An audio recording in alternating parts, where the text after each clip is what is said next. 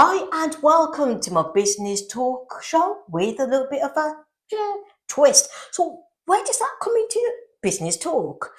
Well, with my business talk, it starts off with three random questions, not about anyone's business. It's a little bit personal, a little bit random. And do you know what the questions are? I haven't got a clue, Neelam. I haven't looked, I promise. Yeah, because my iPad's here and it's facing more towards my direction. Any peeping? And then followed by business talk where Louise will be more than happy to talk about her business and also for you to connect with her. All her contact details will be on the comments section as well. And anyone who's trying to venture in her line of business should be more than happy to provide you with any tips or guidance or anything like that. And it will end with truth or dare. And do you know what the dare is or what I've prepared for you? I haven't got a clue, Neelam, but it could be anything when it comes to Neelam, so yeah. She knows me so well. So let's get started with the three random questions. Then I'll ask Louise to formally, let's be a little bit more formal in that part, introduce herself and the business. Okay, so three random questions. Here we go. What's something tiny? So just think about something tiny that really annoys you. Dirty laundry on the floor. There's just no need for it. Pick it up, put it in the laundry bin. Is that your husband or is that your son? Everyone. My son, my daughter, my husband, my dogs. Your dogs with laundry. The dogs take it out the laundry. No, he's trained. He's fully trained now. Is he? Yeah. All right. So Lewis's family. That's a big, massive hint there. Yes, there you go. Okay, lovely. Next question. What's your most used emoji and why? My most used emoji is I like a wink.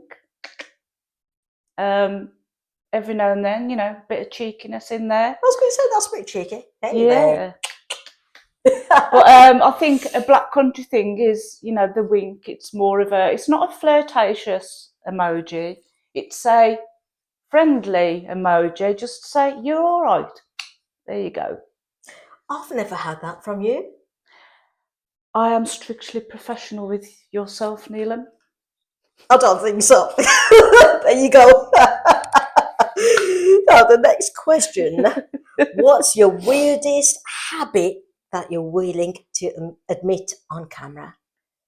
When I get home, well, I don't have to, I work from home, so when I go down from my office into the kitchen to start cooking, I like to stand there on my phone with a glass of wine and just scroll and just catch up with all my messages, but I have to do it standing up in the kitchen. I can't sit down. But why? Because if I sit down, I've just got itchy feet. I need to be moving. I need to, it's just, and I like reading in my kitchen as well, standing up, a magazine or something, or a menu, what I might order. Okay. Is that weird? No. Yes. Okay. To me, yes. To many others, I'm not sure, but I think it might be a yes too. Well, I did ask the question, but now you've left me with a big, massive confusion. Yeah, let's move on. Yes, please. Right. So that's three random questions passed. Well done. I am Louise of Studio 74 Design. I've been a graphic designer now for 35 years and I absolutely love what I do. It's just great to be creative and the challenges all the time. And I set up my business in 2023. I work from home, but I do get out a lot, as you can see, and I love. Part of my job is meeting lots of people, especially, within various networking groups, one being BNI, which for me has been an absolute game changer since joining last year. And I love helping companies look their absolute best through their marketing communications and their branding. And that's me. Brilliant, that's fantastic. Now, with the company name Studio 74, where does 74 come from?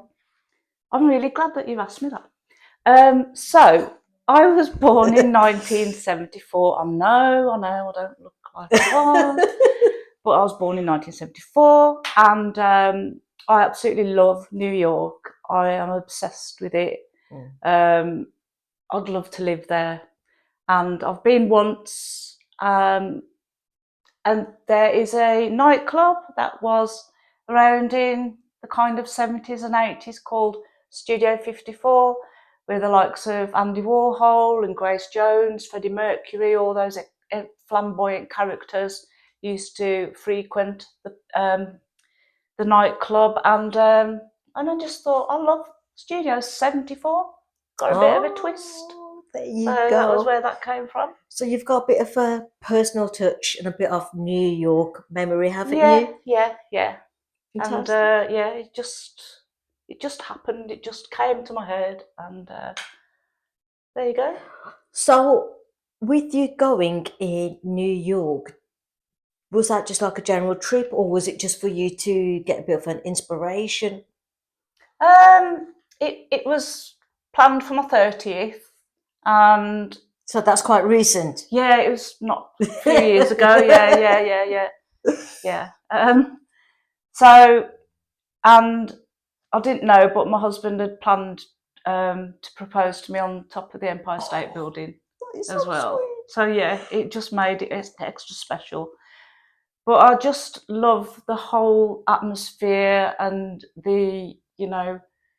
you see it so much in movies. So to be there, standing, in Times Square or, on the Brooklyn Bridge, it's just awesome. You know, I love it. So let's talk about your line of business, which is graphic design. Now, graphic design, I mean, I've seen some of your presentation. It's not just a matter of being on a computer screen and just making something up just like that. Can you just talk us through stages? Let's say, for example, you've got someone who's just setting up a business, they need a logo, Mm, they need a bit of branding. What are the stages that you would do to help that customer? brilliant. So I would obviously arrange to have a meeting, and I just take the time to get to know the person. It's about the story behind it.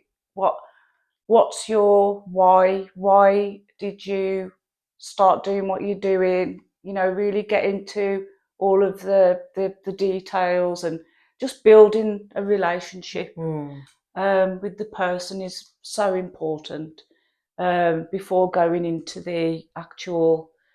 Right, okay. Have you got any ideas? Usually, people have got a bit of a scribble, and they always Yeah. say, "Oh, excuse my scribble," and I'm like, "No, this is great, because it's your brand. It's coming from you. I'm just here to help you bring it to life. I'll give you some other ideas, but this is like the process now where the creative juices get flowing, and we'll just sit there and talk about um, you know what kind of colours are you drawn to, and obviously if it was a certain colour that I didn't think would suit that kind of business, then we'd have that conversation and look at logos that you like, etc. So building up all that story, and then I would go back to my computer and just start putting a bit of a mood board together, um, you know, taking notes from the brief, and then get started with the actual logo designs. Usually do about three to choose from, and then we go from there. And usually there's one that someone will say, "I love that one. That stands out." Or can I have a bit of that one with a bit of that one? And you're very much open for that as well, aren't you? Yeah, For a bit of, as a designer, you've got to be very yeah. open to criticism. It's quite hard, but you get better and better along the way. I think I get really upset, to be honest. That's what I'm doing, insurance. No, it's I'm quite fortunate to have a nice collection of clients that let me get on with it. Yeah. But there are people that they're quite, that's what I want, okay. But I'm here to advise as much as I can and guide as much as I can. So yeah, that's all good. No, fantastic. Because you did mention something about, I mean, obviously you started off with the story. Why are you setting up that business? And I mean, if I can be truthful, we are very much similar in that way. When it comes to insurance, we want to understand why is this business being set up and where do you see yourself in the future? Because you want to be able to grow with them as well. And Exactly. obviously it starts off with a logo, then you want to be able to do some other branding. And you did mention, correct me if I'm wrong, do you do a bit of social media as well? Yes, started getting involved in social media a few years ago. It's everywhere now, isn't it? Excuse me. It's when I started what I'm doing before the internet, believe it or not, and everything. Social media was never something that I thought that I would ever be interested in, but it really is. So what I do is organic social media. So it's basically an advertising your business through social media, raising up any, tips, sharing tips, testimonials, and then making these graphics on brand so that people recognise who you are and that, they know that you're there because you're constantly showing up on the LinkedIn feed or the Facebook feed. And you use the same colours as well. Now let's go to the next part where you mentioned the why and now the colours. Now colours are so important. I personally love red. There you go. Passion. Ooh, There la, you la, go. la. There you go. But obviously, I mean, I'm passionate about. I've got the passion for insurance, which is why I'm in this line of business. But certain businesses coordinates really well with colour, if you get what I mean, and Yeah. like how important and why is it important to have the right colour matching the line of your business? Well, it is more important than a lot of people think because colours trigger emotions, whether or not you probably don't even realise that it's happening, but it is. So, for example, purple is always tied up with luxurious businesses like Cadbury's. The purple, you see it and you think luxury. Think the royal family with the purple. In the crown, and on other parts of the clothing. I didn't think about that, to be honest. But when I see purple and I see purple on a chocolate bar, I'm like, yeah, Cadbury's chocolate. So a company, yeah. Right. But when it comes to different types of chocolate, I always go for that because I know I'm not promoting them, but I know I'm gonna get the flavour and the smoothness as well. It's like a luxury chocolate to me. Exactly. And then I'll give an example of how it was used wrongly. It was used on a medicinal brand, like paracetamol. It was on the shelves, and I just remember seeing it on a social media post and someone saying that's a bit wrong because that could attract a child to think. I mean, not that a child would be able to buy the paracetamol, but it just doesn't. That colour doesn't resonate with paracetamol. You know, it's not the typical kind of thing that you'd see on the shelf. You'd usually see maybe a blue or a red, you know, indicating trust or urgency, the need to get that off the shelf. Yeah, If and that makes sense. of course, yeah, and I think that's the problem as well when it comes to logos and branding. It's not just something you can get a pen and paper and just make something up, because it can really go the wrong way. We've talked about the why, we've talked about the colours.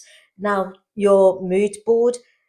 Now, how does a mood board work for you? Because everyone's got a different ways of structuring the mood board. Mine is like everywhere. But when people say mood board, I just visualize it being messy and stuff like It that. is usually, yeah.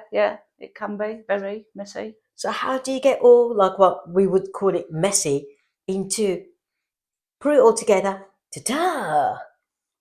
Yeah, right. So there's great platforms like Pinterest where you can search through different sites to collate ideas and colours and typography.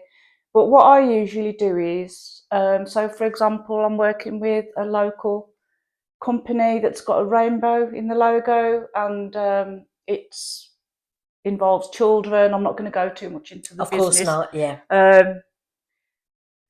And we met up and we discussed, you know, the whole mood, the personality behind the business, what they wanted. Obviously, rainbows, which I absolutely love anyway. Everyone loves a rainbow, don't they? Yeah.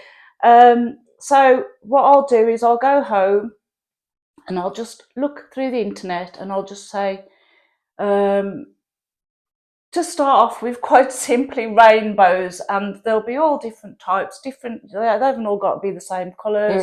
So I'll start putting those together. I'll look for some kind of playful typography that will go with the business model that I'm working with. So I'll start putting that together onto the mood board, and then, you know, perhaps some little doodles or just placing things onto the artboard, and then it builds that. Yeah. I that see what you mean. mood. I suppose it goes back to the why, isn't it? It's like why rainbow, why you do what you do, and also to add on what are you looking for? What do you visualize that logo to look like to others as well? Have you ever been terrified in like once you've produced a logo and you've delivered it, Always. and although the customer's happy with it, you still worry? Yeah, it's a big thing for graphic designers. There's something called imposter syndrome, which I know that most of the people that I've worked with over the years have suffered from it, and I Okay. do also, because we're just too critical with ourselves. So imposter syndrome is when you don't feel like you're good enough for what you do. You feel like there's probably somebody better, or am I good enough to do this? Because it is a really big thing to create from your head. It's not a methodical job. It's all the ideas that come out of you, and you're presenting it to someone that's come from a chat. You know, we've spoken, had a brief, etc. But it does feel quite pressurised, that knowing that it's come out of here, and are they going to like it? Yeah, I If think that makes sense. it does. I understand why and how graphic designers would feel like that. And I mean, this is, if I can say, this is where it's a great opportunity for those who are watching and are in the same field of business, just to connect and talk about things like that as well. Because it's like with myself, I speak to other insurance brokers and we talk about things, and it's really nice to have conversations with someone who understands and gets it. So as what I mentioned, your contact details will be in the comments. So if anyone wants to reach out and just say, actually, I know how you feel, I know what you mean, and it's all good. It's It all is, it good. It's is. a pressure job, though, to be honest, and It is. trying And to map everything in. it's like you said, Neelam, you contact with people within your Mm, industry, because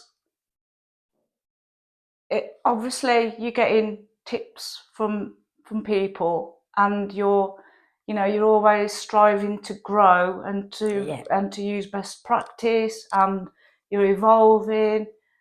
And I am rambling on a bit now, but I know what I'm saying. Keeping in touch with people in your own business Mm, is so healthy for your mm. business. And I think some people find it threatening because it's like you're speaking to your competitor. I suppose it just comes Mm. down to the heart. But my conversation about that can go on, but it's not all about me. Now, I want to talk to you about other new softwares and platforms that's available for people to use. Okay. I.e., everyone's really familiar with Canva, Yeah. and I do love Canva. And I can remember when I Mm. created something, and you're like, Neelam, that's good. But It's leave it to great. the graphic designer. I was like, You okay. do create some good graphics though, Neelam. So, you There know. you go. Okay, You can... so it's not all about Studio 74, it's all about, come on. I'm Bye! joking. But do you find softwares and platforms or systems like that is going to drive graphic designers away? Like, is there going to be a need for graphic designers when you've got platforms like that? And how would you differentiate platform and graphic designer? Okay. So I'm not against that at all. Everyone's got their own free will to Mm, do whatever they want to do.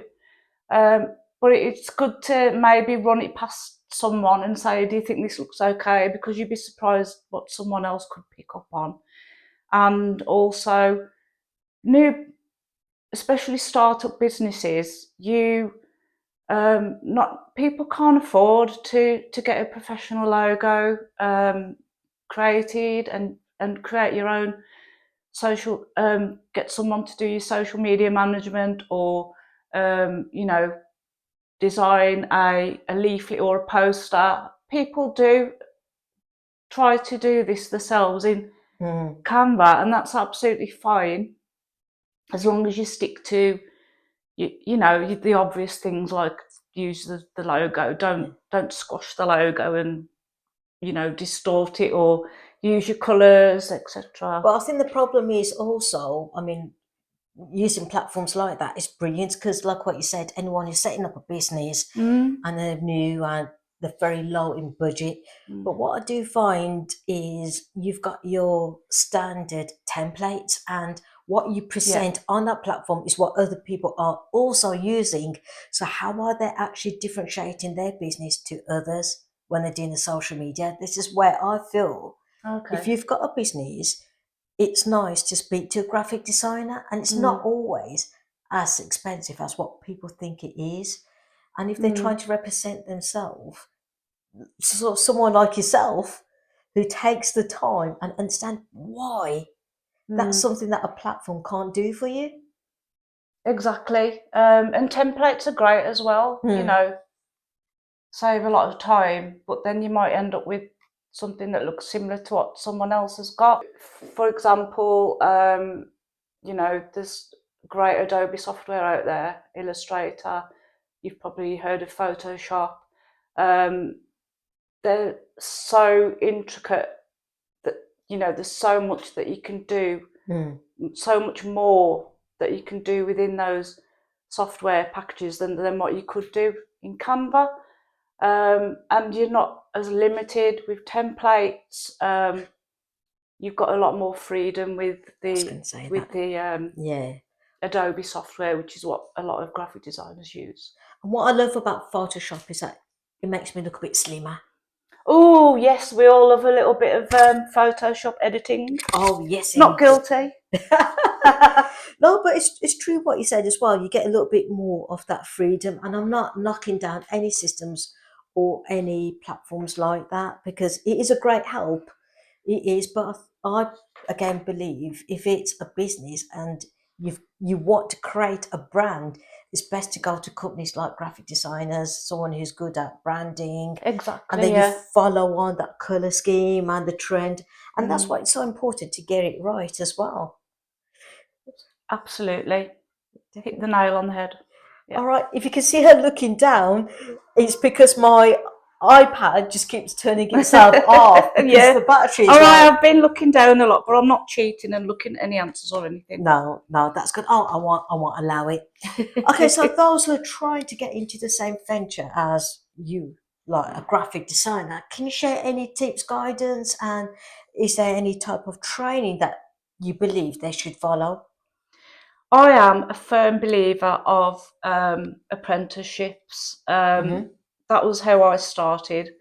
I did quite a basic graphic design course to go through all of the essentials, the typography, basic illustration, um, history of graphic design.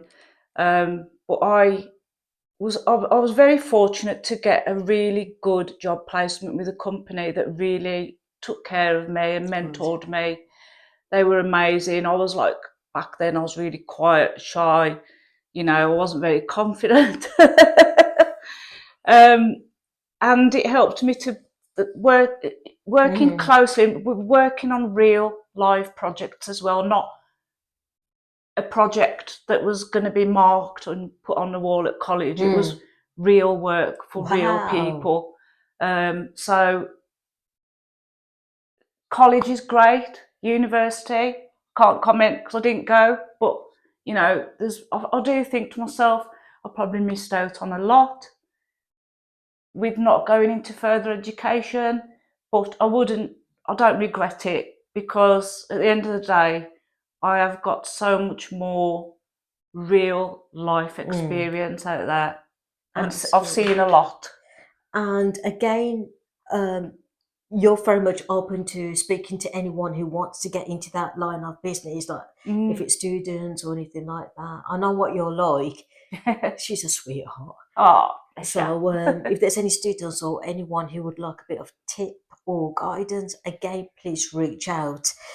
Right, so before we put the business talk section to close, is there anything you want to say before we move on to truth or dare? I forgot about that. You should forget. That's a that's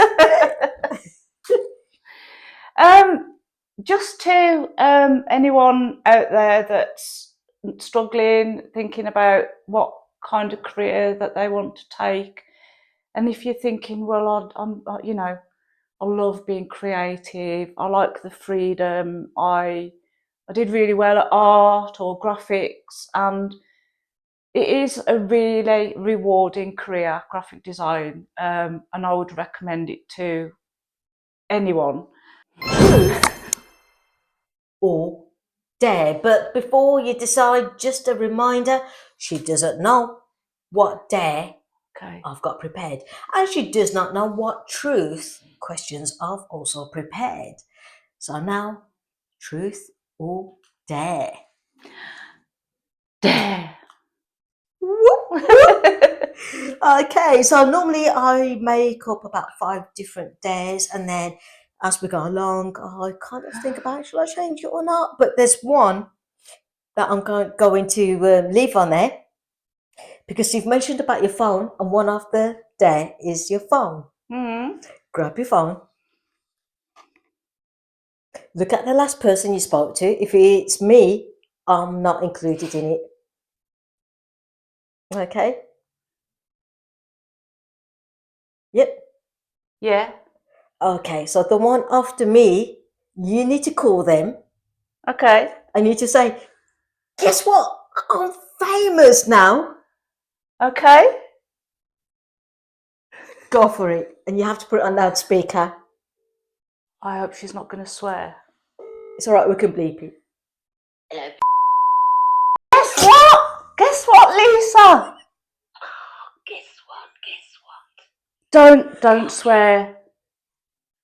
Oh, can't we You're talk not. about You joy? you are not going to believe this. I am famous. Go on, go on. Honestly, I went into Dudley Town Centre today and I've got pictures of me with my logo and like Studio 74 everywhere. What do you read? Well, I think it was after a meeting that I had last week with someone and they said, I'm going to make you famous. It's worked. What? I'm not with you. It's true. Honestly, I'm going to take you to Dudley and you'll see. I'm famous in Dudley. Okay. So where are you? Well, Whereabouts? I had to pull up because I was in shock. I've gone home now, so, but, And who did you say? I'm a bit lost on all that. So who did you have the meeting with?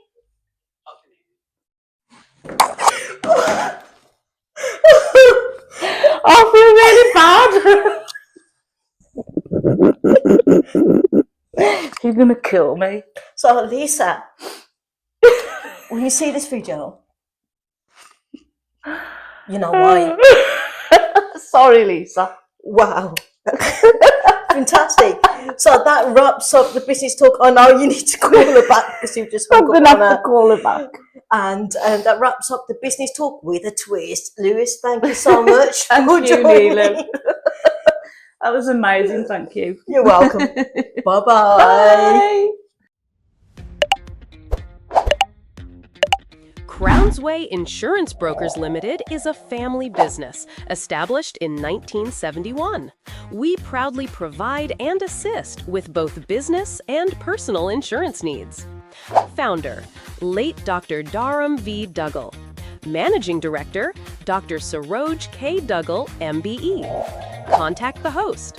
If you'd like to take part or discuss your insurance needs, telephone number 0121 554 3566. Email neelam@crownsway.co.uk. Disclaimer. This video and/or podcast is provided for informational purposes only and does not constitute professional advice. The views and opinions expressed by the host and guests are their own and do not necessarily reflect those of Crownsway Insurance Brokers Limited.